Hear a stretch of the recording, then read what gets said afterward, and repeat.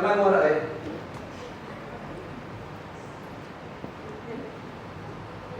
بنتي كانت تستنى اني اصلي وتاخد موبايلي كنت بصلي الفجر، قاعد بتكلم حد بتقول له ماما قالت لي اكلمه. لا فين صاحب السؤال؟ انا حاسس ان انا مش فاهم.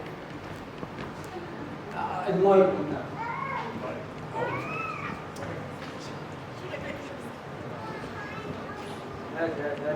ماشي الشرارة.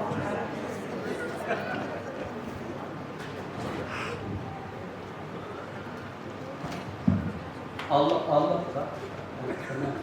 انا بتسترك حبيبي. منور؟ قربي على مفيش. بنتي كانت دايما تاخد الموبايل بتاعي وقت ما انا مثلا كنت في البيت. عندها كام سنه مع كده؟ كانت ساعتها مثلا 7 سنين ولا حاجه. معانا موجوده هنا؟ لا مش معايا. قالوا اسئله في الدين ده التدريسين بتاعي معزومه النهارده. حظ عليك الحمد.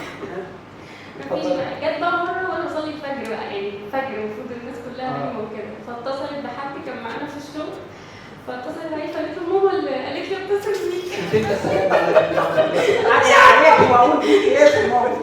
مش عارفه اعمل ايه، وحد معايا في الشغل بقى ومراته هي بتتصل بيك ليه دلوقتي؟ وماما بتقول لك وماما بتقول لي اتصل. كانت مشكله. والشغل كان عباره عن ايه؟ انا اشتغل ايه؟ انا ماسكه معمل تحاليل. مين؟ معمل تحاليل. معمل تحاليل تمام. والله كان في عيون بول بندور عليها. انا خايف بس من الاولاد. مش غلط ما اي حجه، ما بنتك لبستك في البيت. انت بتحاول تفك الموضوع. ما هي مراته مش هتحل في البيت، يعني تخيل انت كده جوزك يجي له تليفون الساعه 4 الفجر. والله ماما قالت شوف البراءه الواد اللي هتطلع في البيت. شوف البراءه ماما قالت لك اتصل بيه. ما بقتش اشعر بقى. ألف بيع من جواكي دي الثانيه، ودي بنتك وانت مخبي عليها. بالظبط كده. يعني بص ما بقتش عارفه. يعني انا لو حصل مع مراتي الموضوع ده نسال الله العفو والعافيه، مراتي يعني جنب كده. والله ما نسال الله. انا مش عارف اروح فين. اقنعهم ان انا كنت بصلي وبنتي لوحدها. ولو حلفت لك السجاده هيكلمني رايي.